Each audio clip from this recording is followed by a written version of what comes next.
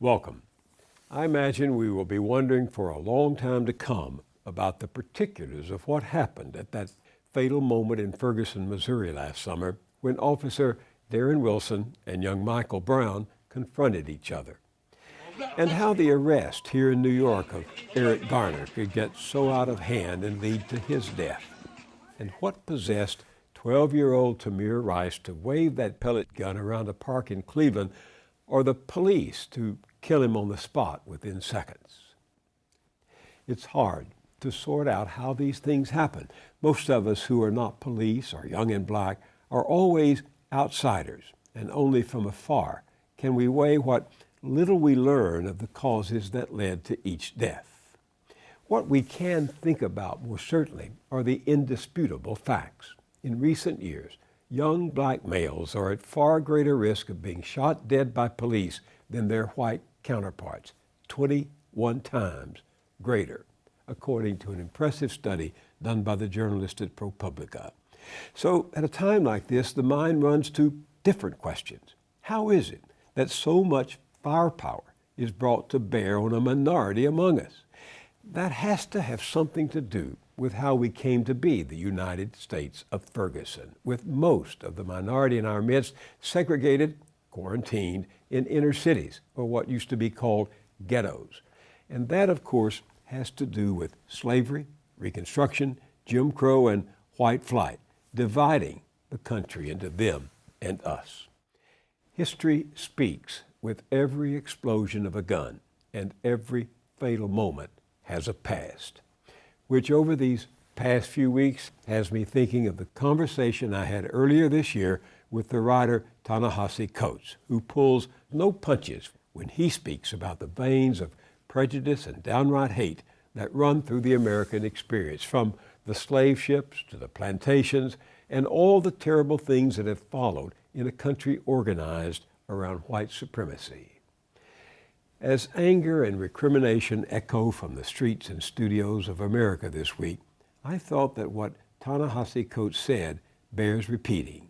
He had just written the cover story of the Atlantic magazine, headlined "The Case for Reparations." Here's exactly what you say. White supremacy does not contradict American democracy. It birthed it, nurtured it, and financed it. That is our heritage. What is white supremacy? It is a system that is really, really old in this country, which holds that a certain group of people who hail, with a certain ancestry should always be ensured that they will not sink to a certain level. And that level is the level occupied by black people. And so what the language of what white means adjusts over time. It doesn't need a static thing called white. At one point, Irish people did not fit into that. At one point, Italian people did not fit into that. At one point, Jewish people did not fit into that. And now they do. And we've changed that and we've adjusted. The only people who never fit into that are African Americans. So when you ask whites to look at slavery and its consequences, right? What are you asking? I am not asking you as a white person to see yourself as an enslaver. I'm asking you as an American to see all of the freedoms that you enjoy and see how they are rooted in things that the country that you belong to condoned or actively participated in the past. And that covers everything from enslavement to the era of lynching, when we effectively decided that we weren't going to, afford African Americans the same level of protection of the law. It applies to sharecropping, when we decided that we were going to, in whole swaths of the country, allow people to be effectively re-enslaved. It applies to redlining, when we decided that people that lived in certain places would get, the largesse of the government, and people who would not. It applies today in terms of mass incarceration, when we decide that we are going to be harder on crimes committed by certain people, or the same crime committed, by certain people, and not be that hard when it's committed by other people. This is heritage. It's with us. It's with all of us. And it doesn't necessarily, it's not with you because you're white. It's with you because you're an American. Just like it's with me because I'm an American. I have to live with this too. Was there something that hit you in the face as you started going back into the past that you didn't expect to find? It is the degree to which where we are right now is not a mistake and is not inexplicable.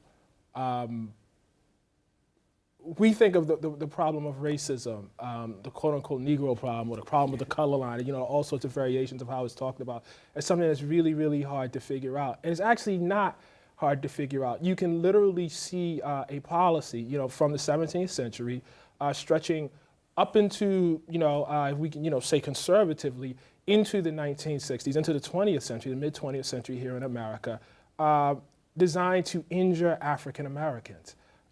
If you understand that, and if you take that, it would not make sense that would just sort of go away, that injury would disappear within 50 years of half-halting, reform and trying to make things better. It's not actually that hard to figure out. We have it at our core that a certain group of people, who are marked by ancestry, who are marked by melanin, must represent a bottom for us. And you can see that in the era of enslavement. You can see that literally being written, as I show in the piece, into the laws. You can see that when we decide to end this period of enslavement, and yet we still can't get away from having a two-tiered society.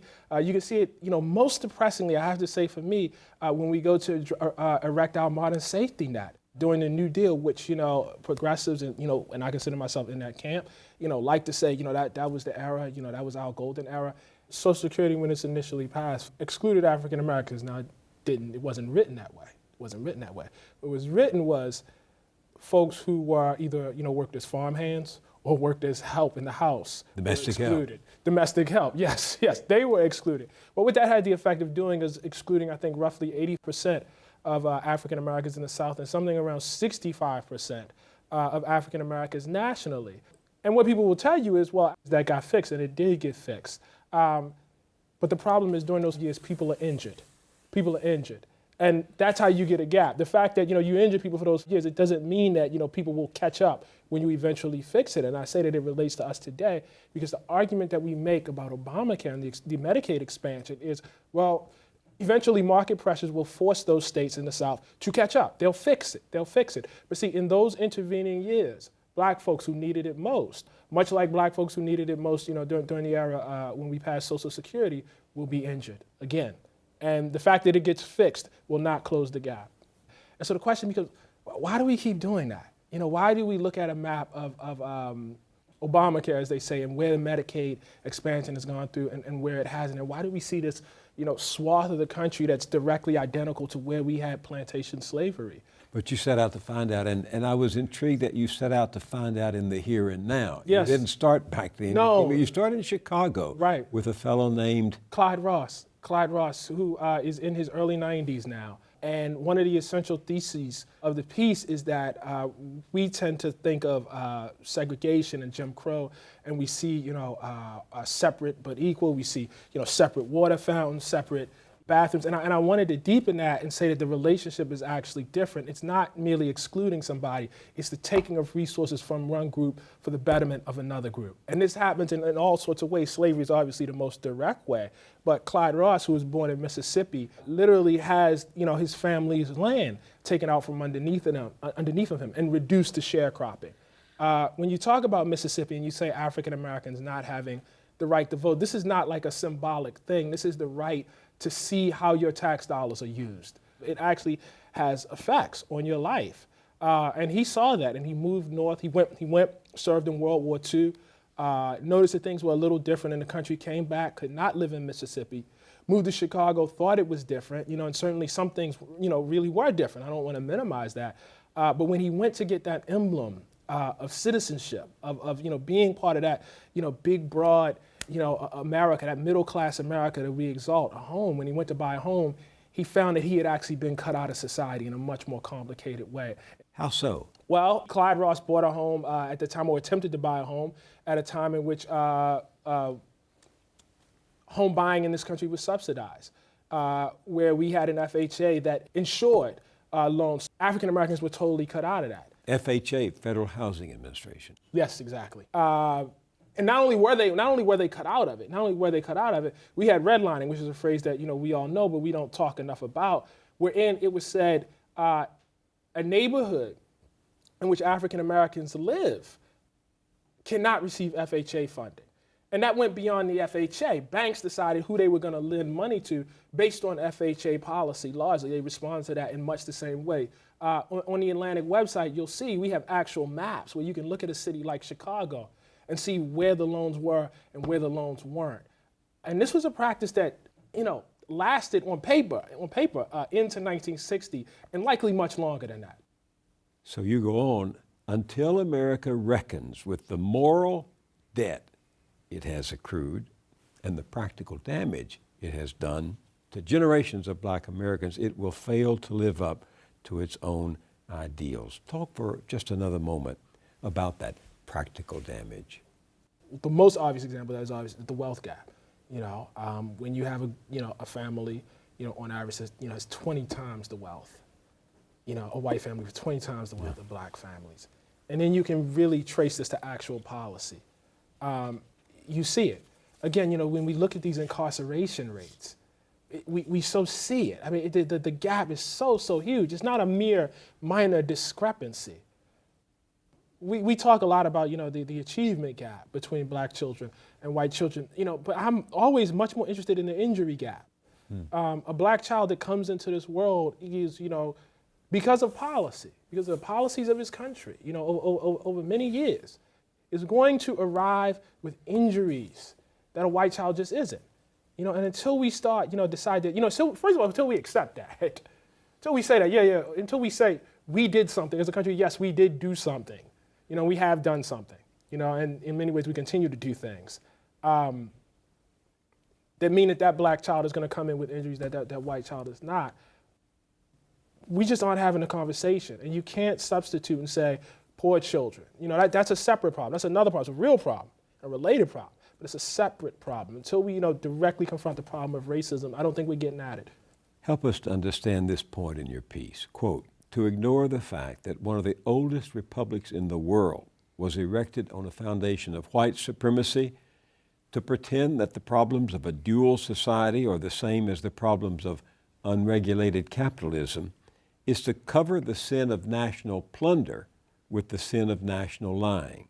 The lie ignores the fact that reducing American poverty and ending white supremacy are not the same. Right. Explain that. There are plenty of African Americans in this country, and I would say that this goes right up to the White House, who are not by any means poor, but are very much afflicted by white supremacy. This, came up for me very powerfully during at the height of the birther controversy about the president. When Donald Trump is, demanding that the president release his, long-form birth certificate, and then after that, demanding that we see his transcripts. Barack Obama is the best we got as African Americans. I mean, this is as good as it gets. The comedian Sinbad, says, there are no Black men, raised in Hawaii with roots in Kansas. That's just not going to happen again. This is the best we have. And if you don't believe him, then you definitely don't believe me, and you definitely don't believe my son, and you definitely don't believe, these Black folks, who are born in Cleveland or born in Baltimore or born in, Chicago. So, young African Americans who see that, who see, people who have, totally played by the rules and then come to their, neighbors and tell them to play by the rules too, and they see them being treated with a double standard. The message is, you're not really part of this. The message is a broken social contract. There's one social contract for one group of people and another one for you. I'm a strong believer that the filter of racism and the filter of white supremacy is greatly underestimated, in this country. And that's really the one thing, I've tried to get across. I think it seems to me that's why you wrote this article. Yes. No, it's very much why I wrote the piece. And I think one of the things is that we talk about race a lot. We do. So I think it's wrong to say, well, we don't have conversations. No, we actually talk about it quite a bit. I don't think we talk about it in depth as much as we should. And I think part of the problem is when you start talking about it in depth, when you start getting to a level where you say, listen, everything we are, everything we have isn't, is built on past sins, that the things are tied. When you start recognizing that there's something congenital, the honesty that takes, the strength that takes, the courage that takes is pretty profound. And to have to do that on a national level is, it's not just a weight for Americans. I would say it would be a weight for any society, comprised of human beings. It's very, very hard, en masse for groups. And I, to be honest with you, I have doubts about our ability to do it. Our ability as white folks to say we were what this nation was founded on white supremacy. It is an organizing principle of our society. No, I have doubts about us as Americans to do it. I mean, if you think about it, for African Americans, it's a very depressing picture too, because if you're African American, it's like, okay, and then what? So what am I supposed to do with that information? Where do I go with that? I'm a minority. It's not like, we're clearly not gonna have an armed revolution to seize any power. So what then? You're telling me this, but what am I then supposed to do? It's terrifying. It's terrifying all around. And it's not even terrifying because we're Americans. I think if I spent any amount of time in any country, all countries, have sins in their past. And getting states to confront those sins honestly and directly is really, really hard. The one example, that people often put up is Germany. They say, well, Germany, was really able, to confront its past. But see, the difference is Germany had killed off like 80 to 90% of the Jews who lived there. So they didn't have Jews alive as active, political actors to use that history. It's very easy, to apologize for something when there's no one there to draw any sort of consequence from it directly from you in your country, to be part of your politics. It's fine to apologize after you've wiped everybody out, for all the good that does. America has a much, much more complicated problem. African Americans are very, very much part of the political process here. And so to, as Americans, to look at ourselves in the mirror and say, this is who we are. And that's okay. Frankly, I don't know that any country has ever done that. I'm really, really clear about that. But we look at ourselves as pioneers, in terms of liberty, in terms of freedom, in terms of Enlightenment values. We say that we're, pioneers, and I, firmly believe that reparations is the chance to be pioneers. We say we set all these examples about liberty and freedom and democracy and all that great stuff. Well, here's an opportunity for us to live that out. So in an ideal world, what form would reparations take? In an ideal world, when we talk about social justice, we would understand it as, part of healing that heritage and dealing with that legacy. Right now, again, following John Roberts' line, I think what he said was to stop discrimination on the basis of race is to stop discriminating on the basis of race. What we want is a kind of colorblindness. We think that's the answer. But colorblindness isn't the answer. Color isn't the problem. Racism is the problem. And being conscious of racism is the solution. So when you talk about what that looks like concrete, I would like to see that in our policy. When we were talking about, ACA, it's very funny. One of the attacks, from the right, from people like Rush Limbaugh, was that this is reparations. Well, not quite, but it would be nice if it could be. It would be nice if that was part of it, if you actually did say that. Hey, Obamacare, the Affordable Care. Yeah. I mean, there's nothing, listen, an ideal, like taking this outside of the realm of politics, in the realm of just straight talking about this, this will disproportionately benefit African Americans. And that's a really, really good thing. It might actually help, heal this heritage that we have over here. And in an ideal world, you could actually say that. In a world in which people are actively considering reparation and actively thinking about it and talking about it in a serious way, you could say that. You could say that. And all the more to be said because it's many of the former Confederate states are where the metrics of life are the lowest for African Americans. Right. So you're saying that in a just world, that would be rectified. That would be rectified. And we would talk very, very differently. We would not be afraid to talk about our heritage, and we would not be afraid to talk about racism, and we would be able to talk about white supremacy in our policy. We would not have to retreat to other language like quote unquote, race, or we would not have to retreat, to other language like quote unquote class. We would say, no. This is about white supremacy, and we have a problem with this, and we have had a problem with this for a long time, and we need to be conscious of that in our policy. When we pass a stimulus budget, for instance, we need to specifically think about helping people who have been injured in our past because they've occupied a certain place in our country. That's what the world looks like to me. It's a consciousness thing, which we don't have at all right now. Some critics who greatly admire your work and who acknowledge that indeed white supremacy has been a central organizing principle of American life find your pessimism. That's their term. Yes. At odds with the hard evidence. I mean, Yes. Jonathan Chait Yes. of New York Magazine looks at how, quote, the United States has progressed from chattel slavery to emancipation, to the end of lynching, to the end of legal segregation, to electing an African American Right. president, and sees that there are real signs of racial maturing. Yes, yes. Well, that's the kind of progress that you highlight and you brag about if you're not on the other end of it. You know, if you're Martin Luther King, you know, it's 1965, and you're, you know, making that, you know, long march through Alabama, certainly you can look around and say, wow, at one point in Alabama, you know, my ancestors 100 years ago were enslaved right here, or, you know, in this region, you know. And isn't it something that, you know, we've progressed to a level that I'm not enslaved? Well, that's progress. Right.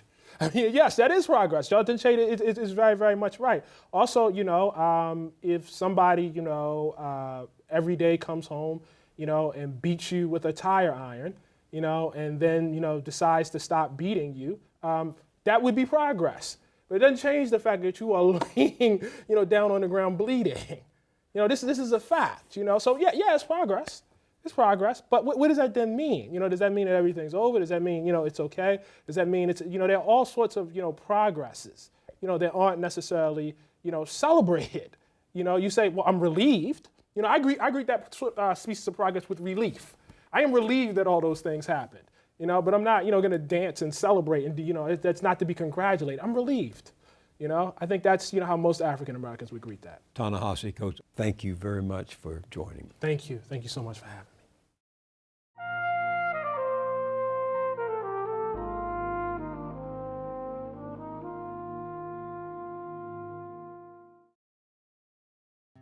At our website, BillMoyers.com, we'll link you to Ta-Nehisi Coates' recent piece entitled Barack Obama, Ferguson, and the Evidence of Things Unsaid.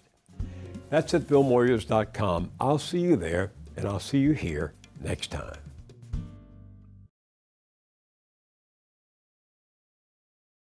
Funding is provided by Ann Gumowitz, encouraging the renewal of democracy.